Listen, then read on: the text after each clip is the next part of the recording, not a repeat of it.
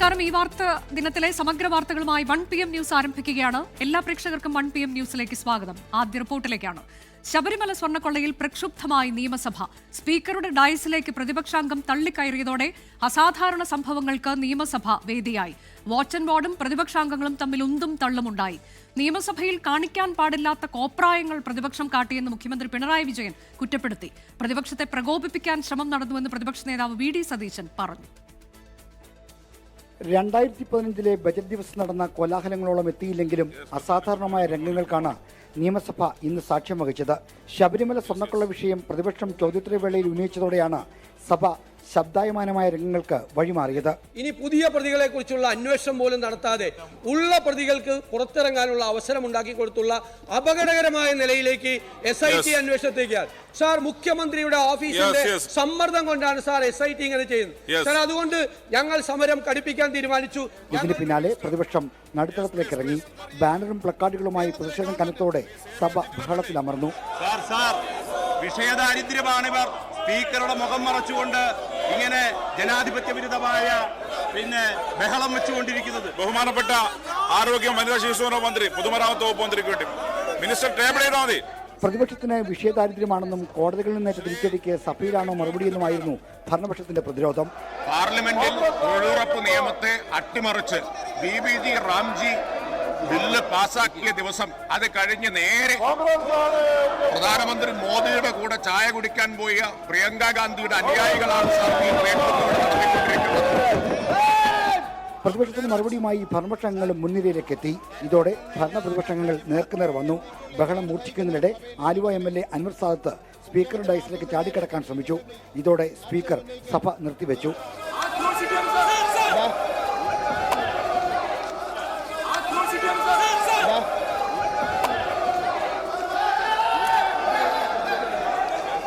പത്ത് മണിക്ക് സഭ പുനരാരംഭിച്ചപ്പോഴും സ്ഥിതിയിൽ മാറ്റമൊന്നും ഉണ്ടായില്ല.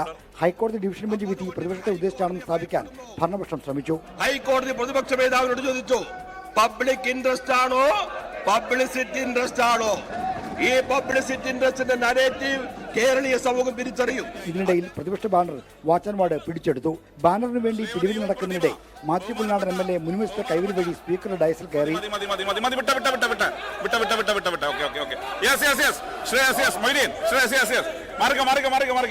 ഇതോടെ വീണ്ടും സഭ നിർത്തിവെച്ചു. സഭ പുനരാരംഭിച്ചപ്പോൾ പ്രതിപക്ഷ പ്രതിഷേധത്തിൽ സ്പീക്കർ അതൃപ്തി പ്രകടിപ്പിച്ചു. സ്പീക്കറുടെ മുഖം മറച്ചുകൊണ്ട് സ്പീക്കറുടെ ഒരു അന്ധനെ പോലെയാക്കി ഈ രീതിയിൽ ജനാധിപത്യം കൈകാര്യം ചെയ്തത് ശരിയാണോ? അത് ബഹുമാനപ്പെട്ട LOP പരിശോധിക്കേണ്ട കാര്യമാണ്.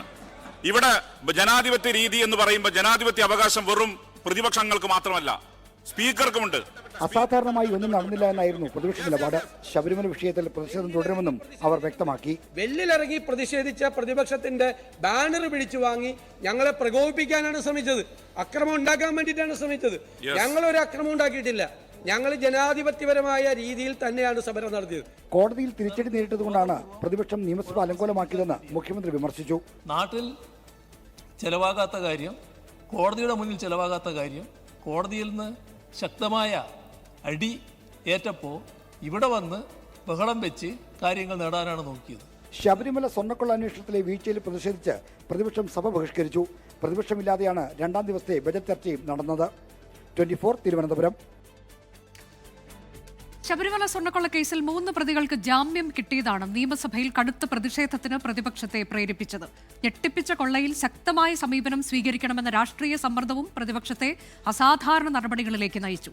തദ്ദേശ തെരഞ്ഞെടുപ്പിൽ തിരിച്ചടിയേറ്റ വിഷയം നിയമസഭാ തെരഞ്ഞെടുപ്പിലും ബാധിക്കുന്നത് തടയുന്നതിനു വേണ്ടിയാണ് ഭരണപക്ഷം ശക്തമായ പ്രതിരോധം തീർത്തത്. ഗൗരവമുള്ള രാഷ്ട്രീയ ഭരണ പ്രശ്നങ്ങൾ ശൂന്യവേളയിൽ ഉന്നയിക്കുന്നതാണ് നിയമസഭയിലെ രീതി. ഇത് മാറ്റിവെച്ച് ചോദ്യോത്തരവേള തന്നെ പ്രതിഷേധത്തിന് വേദിയാക്കാൻ പ്രതിപക്ഷം തീരുമാനിച്ചത് ശബരിമല സ്വർണ്ണക്കൊള്ളയുടെ രാഷ്ട്രീയ പ്രാധാന്യം തിരിച്ചറിഞ്ഞാണ്. കുറ്റപത്രം സമർപ്പിക്കാത്ത മൂലം 3 പ്രതികൾക്ക് ജാമ്യം ലഭിച്ചിട്ടും സഭയിൽ പ്രതിഷേധം ഉയരുന്നില്ല എന്ന UDF പാർലമെന്റ് പാർട്ടിയിലെ വിമർശനമാണ് ശക്തമായ ഇടപെടലിന് പ്രതിപക്ഷത്തെ പ്രേരിപ്പിച്ചത്. തട്ടിപ്പിന്റെ കേന്ദ്രബിന്ദുവായ ഉണ്ണികൃഷ്ണൻ പോറ്റിയുടെ ജാമ്യാപേക്ഷ പരിഗണിക്കാനിരിക്കുന്ന സാഹചര്യത്തിൽ തണുപ്പൻ സമീപനം സ്വീകരിക്കുന്ന വിമർശനം രാഷ്ട്രീയമായി ഗുണം ചെയ്യില്ലെന്ന് കൂടി മനസ്സിലാക്കിയാണ് പ്രതിപക്ഷം സഭയെ പ്രക്ഷുബ്ധമാക്കിയത്. ജാമ്യം കിട്ടിയവർ പുറത്തിറങ്ങിയാൽ പിന്നെ ഒരു തെളിവും ഉണ്ടാവില്ല. എല്ലാ തെളിവുകളും നശിപ്പിച്ച് അവസാനം ശബരിമല സ്വർണ്ണക്കൊള്ള എങ്ങും എത്താതെ അവസാനിപ്പിക്കാനുള്ള നീക്കമാണ്.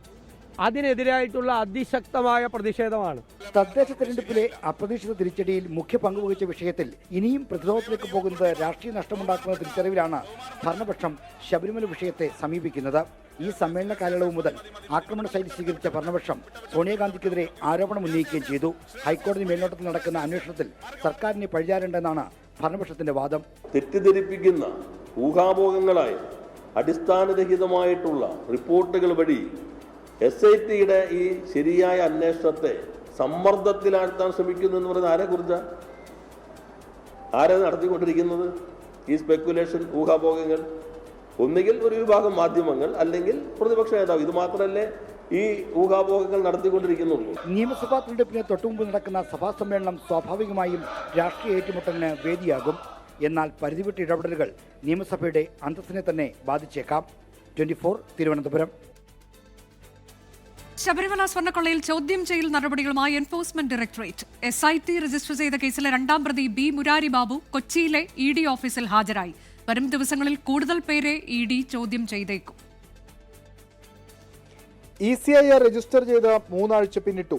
ഇതിനിടയിലാണ് EDയുടെ നിർണായക നീക്കങ്ങൾ. SIT രജിസ്റ്റർ ചെയ്ത കേസിലെ രണ്ടാം പ്രതി മുരാരി ബാബുവിനെ ചോദ്യം ചെയ്യുകയാണ് ED. സമൻസ് പ്രകാരം വിളിച്ചുവരുത്തിയാണ് നടപടി.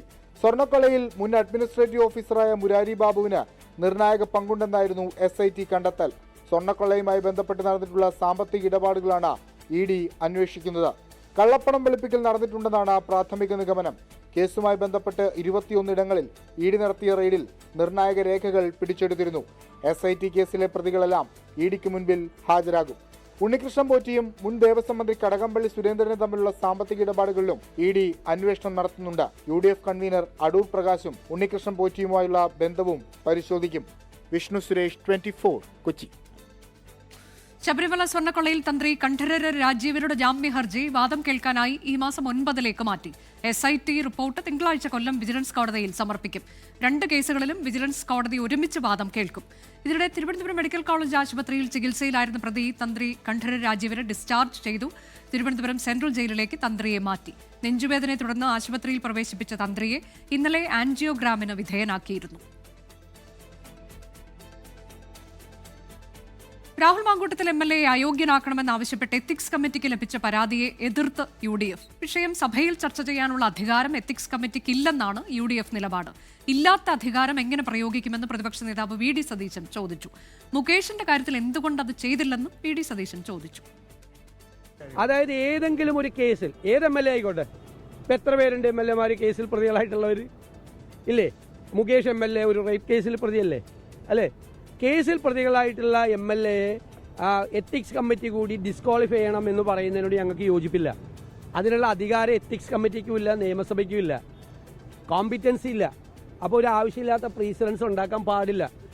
മറ്റൊരു വാർത്ത, അമേരിക്കൻ പ്രസിഡന്റ് ഡൊണാൾഡ് ട്രംപ് പ്രഖ്യാപിച്ച ഇന്ത്യ-US വ്യാപാര കരാറിനെ ചൊല്ലി പാർലമെന്റ് പ്രക്ഷുബ്ധം. പ്രധാനമന്ത്രി കീഴടങ്ങിയെന്ന മുദ്രാവാക്യം വിളിച്ച് പ്രതിപക്ഷം ലോക്സഭയുടെ നടുത്തളത്തിലിറങ്ങി. കരാറിൽ വിശദീകരണം നൽകാൻ സർക്കാർ തയ്യാറാണെന്ന് കേന്ദ്രമന്ത്രി JP നഡ്ഡ അറിയിച്ചു. നാളെ കേന്ദ്ര വ്യവസായ മന്ത്രി പീയൂഷ് ഗോയൽ പാർലമെന്റിൽ പ്രസ്താവന നടത്തും. രാഹുൽ ഗാന്ധിയുടെ പ്രസംഗം തടസ്സപ്പെടുത്തിയതിൽ പാർലമെന്റിൽ ശക്തമായ പ്രതിഷേധമുയർത്താൻ തീരുമാനിച്ച പ്രതിപക്ഷത്തിന് US വ്യാപാര കരാർ സംബന്ധിച്ച ഡൊണാൾഡ് ട്രംപിന്റെ പ്രഖ്യാപനത്തിലൂടെ അപ്രതീക്ഷിത ആയുധമാണ് ലഭിച്ചത്. ലോക്സഭ സമ്മേളിച്ച ആദ്യ നിമിഷം മുതൽ പ്രതിപക്ഷം മുദ്രാവാക്യം വിളികളുമായി നടുത്തളത്തിലിറങ്ങി. प्रश्नकाल तो माननीय सदस्यों का समय होता है, उसमें माननीय सदस्य प्रश्न उठाते हैं, सरकार की जवाबदेही होती है. വ്യാപാര കരാർ അടക്കമുള്ള വിഷയങ്ങളിൽ പ്രതിപക്ഷാംഗങ്ങൾ നൽകിയ അടിയന്തര പ്രമേയ നോട്ടീസുകൾ സ്പീക്കർ തള്ളി. രാജ്യസഭയിൽ ശൂന്യവേളയ്ക്ക് പിന്നാലെ വ്യാപാര കരാർ ഉന്നയിച്ച പ്രതിപക്ഷം ബഹളമുയർത്തി. വ്യാപാര കരാർ സംബന്ധിച്ചുള്ള വിശദാംശങ്ങൾ പങ്കുവയ്ക്കാൻ സർക്കാർ തയ്യാറാണെന്ന് സഭാ നേതാവ് JP നദ്ദ രാജ്യസഭയിൽ അറിയിച്ചു. अमेरिका के राष्ट्रपति जी ने एक ट्वीट किया है जिसमें उन्होंने टैरिफ्स के बारे में प्रधानमंत्री जी को अवगत कराया और उन्होंने प्रधानमंत्री जी के बारे में एक सच्चे दोस्त के बारे में भी चर्चा की है उस ट्वीट में. ट्रेड के बारे में जो भारत और अमेरिका के संबंध है उसकी चर्चा की है उस ट्वीट में. പ്രധാനമന്ത്രി നരേന്ദ്രമോദി ട്രംപിന് കീഴടങ്ങിയെന്നാണ് പ്രതിപക്ഷത്തിന്റെ കുറ്റപ്പെടുത്തൽ. എല്ലാം ട്രംപ് തീരുമാനിച്ചതനുസരിച്ചിട്ട് മോഡി സറണ്ടർ ചെയ്തിട്ടില്ലായെന്നാണ് നമുക്ക് മനസ്സിലാക്കാൻ സാധിക്കുന്നത്. നമ്മുടെ പ്രധാനമന്ത്രിയെ നോക്കുകുത്തിയാക്കിക്കൊണ്ട് ഏറ്റവും തന്ത്രപ്രധാനമായിട്ടുള്ള രാജ്യത്തെ ബാധിക്കുന്ന പ്രശ്നങ്ങളിൽ പോലും അമേരിക്കൻ പ്രസിഡന്റാണ് പ്രഖ്യാപനം നടത്തുന്നത്. NDA യോഗത്തിൽ കരാറിനെ പ്രധാനമന്ത്രി നരേന്ദ്രമോദി പ്രകീർത്തിച്ചു. ലോകക്രമം ഇന്ത്യക്ക് അനുകൂലമായി മാറുന്നുവെന്ന് യോഗത്തിൽ പ്രധാനമന്ത്രി പറഞ്ഞു. 24 ഡൽഹി. ഇന്നലെ രാത്രിയാണ് ഇന്ത്യയും അമേരിക്കയും വ്യാപാര കരാറിന് ധാരണയായെന്ന് ഡൊണാൾഡ് ട്രംപ് പ്രഖ്യാപിച്ചത്. പ്രധാനമന്ത്രി നരേന്ദ്രമോദിയുമായുള്ള ടെലിഫോൺ ചർച്ചയ്ക്ക് പിന്നാലെയായിരുന്നു പ്രഖ്യാപനം. കരാറിനെക്കുറിച്ച് പരാമർശിക്കാതെ പ്രധാനമന്ത്രി നരേന്ദ്രമോദി ട്രംപിന് നന്ദി അറിയിച്ചു. പ്രധാനമന്ത്രി നരേന്ദ്രമോദിയുമായി ഫോണിൽ സംസാരിച്ചതിന് പിന്നാലെയാണ് ഇന്ത്യ അമേരിക്ക വ്യാപാര കരാറിൽ ധാരണ എന്ന ട്രംപിന്റെ പ്രഖ്യാപനം. ഇന്ത്യയ്ക്ക് നേരത്തെ പ്രഖ്യാപിച്ചിരുന്ന 25% പകരം തീരുവ 18 കുറച്ചു. റഷ്യയിൽ നിന്ന് എണ്ണ വാങ്ങുന്നത് നിർത്താൻ ഇന്ത്യ സമ്മതിച്ചെന്നും പകരം അമേരിക്കയിൽ നിന്നും വെനസ്വലയിൽ നിന്നും ഇന്ത്യ എണ്ണ വാങ്ങുമെന്നും അമേരിക്കൻ പ്രസിഡന്റ് ട്രംപ് അവകാശപ്പെട്ടു. അമേരിക്കൻ ഉൽപ്പന്നങ്ങൾക്കുള്ള തീരുവ ഇന്ത്യ പൂർണ്ണമായും ഇളവ് ചെയ്യുമെന്നും ട്രംപ്. എന്നാൽ ഇക്കാര്യങ്ങളിൽ ഇന്ത്യ പ്രതികരിച്ചില്ല. തീരുവ കുറച്ചതിന് പിന്നാലെ ട്രംപിന് പ്രധാനമന്ത്രി നരേന്ദ്രമോദി നന്ദി അറിയിച്ചു. കരാറിലെ വിശദാംശങ്ങളോ എന്നു മുതൽ പ്രാബല്യത്തിൽ വരുമെന്നോ കേന്ദ്ര സർക്കാർ വ്യക്തത വരുത്തിയിട്ടില്ല. യൂറോപ്യൻ യൂണിയനുമായുള്ള കരാറിന് പിന്നാലെയാണ് ഇന്ത്യ അമേരിക്ക വ്യാപാര കരാർ. കരാറിലൂടെ ഇന്ത്യയിലെ വലിയ വിപണിയിലേക്ക് അമേരിക്കൻ കാർഷിക ഉൽപ്പന്നങ്ങൾ വലിയ തോതിൽ വിറ്റഴിക്കപ്പെടുമെന്നാണ് US പ്രതീക്ഷ. വ്യാപാര കരാർ ധാരണയിലായെന്ന ട്രംപിന്റെ പ്രഖ്യാപനത്തിന് പിന്നാലെ ഓഹരി ഒറ്റയടിക്ക് ഉയർന്നു. സെൻസെക്സ് 2400 പോയിന്റും നിഫ്റ്റി 700 പോയിന്റും മുന്നേറി. 24 ഡൽഹി.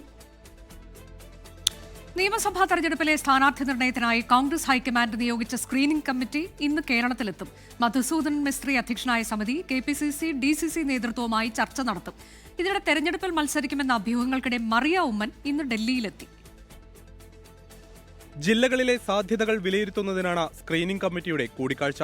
KPCC DCC നേതൃത്വവുമായി സ്ക്രീനിംഗ് കമ്മിറ്റി പ്രത്യേകം ചർച്ച നടത്തും. ഈ മാസം പകുതിയോടെ ആദ്യഘട്ട സ്ഥാനാർത്ഥി പട്ടിക പ്രഖ്യാപിക്കാനാണ് നീക്കം. നേരത്തെ ഒരു തവണ സംസ്ഥാനത്തെത്തിയ സ്ക്രീനിംഗ് കമ്മിറ്റി കേരളത്തിലെ മുതിർന്ന നേതാക്കളുമായി ചർച്ച നടത്തിയിരുന്നു. അതിനിടെ നിയമസഭാ തെരഞ്ഞെടുപ്പിൽ മത്സരിക്കുമെന്ന അഭ്യൂഹങ്ങൾക്കിടെ മറിയ ഉമ്മൻ ഇന്ന് രാവിലെ ഡൽഹിയിലെത്തി. കോൺഗ്രസ് ദേശീയ നേതാക്കളുമായി മറിയ ഉമ്മൻ കൂടിക്കാഴ്ച നടത്തിയേക്കും. ക്രൈസ്തവ സഭാ നേതൃത്വവുമായും NSS general secretary G Sukumaran നായരുമായും കൂടിക്കാഴ്ച നടത്തിയ ശേഷമാണ് മറിയ ഉമ്മൻ ഡൽഹിയിലെത്തിയത്. ഇതിനിടെ നിലമ്പൂരിൽ CPIM വീണ്ടും സ്വതന്ത്ര പരീക്ഷണത്തിന് ഒരുങ്ങുന്നുവെന്നും സൂചനകളുണ്ട്. സ്വതന്ത്ര സ്ഥാനാർത്ഥി വരാനുള്ള സാധ്യത തള്ളിക്കളയാനാകില്ലെന്ന് CPIM ജില്ലാ സെക്രട്ടേറിയറ്റ് അംഗം B മുഹമ്മദ് റസാഖ്. സ്ഥാനാർത്ഥി കേരളത്തിൽ നിന്ന് എവിടുന്നും ആവാം. നിലമ്പൂരിൽ ഇതുവരെ മത്സരിച്ചവരൊന്നും മണ്ഡലത്തിലുള്ളവർ അല്ല ഭൂരിപക്ഷം ആളുകളും, പ്രത്യേകിച്ച് LDFന്റെ സ്ഥാനാർത്ഥികൾ. ഏതാണോ വിജയസാധ്യത അതിപ്പോൾ പാർട്ടി സ്ഥാനാർത്ഥിയാണെങ്കിൽ അങ്ങനെ, സ്വതന്ത്ര സ്ഥാനാർത്ഥിയാണെങ്കിൽ അങ്ങനെ, സ്വതന്ത്ര സ്ഥാനാർത്ഥികളുടെ സാധ്യതയൊന്നും തള്ളിക്കളയണ്ട. Professor M Thomas Mathew, KT Abdurahman എന്നിവരുടെ പേരാണ് ഉയർന്നു കേൾക്കുന്നത്. 24 തിരുവനന്തപുരം. NSS പിന്മാറിയെങ്കിലും സമുദായ ഐക്യ നീക്കത്തിൽ SNDP യോഗം മുന്നോട്ട്. സമാന ചിന്താഗതിക്കാർ ഒന്നിക്കണമെന്ന് SNDP യോഗം മുഖപത്രമായ യോഗനാഥത്തിൽ ജനറൽ സെക്രട്ടറി വെള്ളാപ്പള്ളി നടേശൻ ലേഖനമെഴുതി. ജാതി പറഞ്ഞ് പോരടിച്ചാൽ ഹൈന്ദവ സമൂഹം ഇനിയും അധോഗതിയിലേക്ക് പോകുമെന്ന് ലേഖനത്തിൽ വെള്ളാപ്പള്ളി നടേശൻ പറയുന്നു. ഐക്യവുമായി മുന്നോട്ട് പോകുന്നില്ല, തീരുമാനവുമായി മുന്നോട്ട് പോകുന്നില്ല. NSS അധ്യായം അടച്ചെങ്കിലും പ്രതീക്ഷയിലാണ് SNDP യോഗം. നായാടി മുതൽ നസ്രാണി വരെയുള്ളവരുടെ ഐക്യം കാലത്തിന്റെ അനിവാര്യത എന്ന നിലപാടിൽ ഉറച്ചു നിൽക്കുന്നു വെള്ളാപ്പള്ളി നടേശൻ. ഐക്യം വൈകാതെ സാധ്യമാകുമെന്ന പ്രതീക്ഷയും യോഗനാഥം എഡിറ്റോറിയലിൽ വെള്ളാപ്പള്ളി പങ്കുവയ്ക്കുന്നു. മതന്യൂനപക്ഷ പാർട്ടികളുടെ സ്വാധീനം മൂലം ഭൂരിപക്ഷ ജനവിഭാഗം അവഗണിക്കപ്പെട്ടു. ഏറെക്കാലങ്ങളായി ഒറ്റപ്പെട്ടു നിൽക്കുന്നു. ജാതി പറഞ്ഞ് പോരടിച്ചാൽ ഹൈന്ദവ സമൂഹം ഇനിയും അധോഗതിയിലേക്ക് പോകും. അത്തരം ദുരവസ്ഥ സൃഷ്ടിക്കപ്പെടാതിരിക്കാനാണ് ഐക്യശ്രമങ്ങളെന്നും വെള്ളാപ്പള്ളി നടേശൻ ഓർമ്മിപ്പിക്കുന്നു. ഐക്യനീക്കത്തിന് മുന്നിൽ G സുകുമാരൻ നായർ വാതിൽ കൊട്ടിയടച്ചെങ്കിലും വെള്ളാപ്പള്ളി നടേശന്റെ പ്രതികരണം കരുതലോടെയായിരുന്നു. NSS പിന്മാറ്റത്തോടെ ഐക്യനീക്കം ഉപേക്ഷിച്ചില്ലെന്ന് വ്യക്തമാക്കുകയാണ് SNDP യോഗം. എഡിറ്റോറിയലിലെ നിലപാട് പ്രഖ്യാപനത്തിലൂടെ ഇതര സമുദായ സംഘടനകളുമായുള്ള ചർച്ചകളും വരും ദിവസങ്ങളിൽ നടന്നേക്കാം. 24 ആലപ്പുഴ.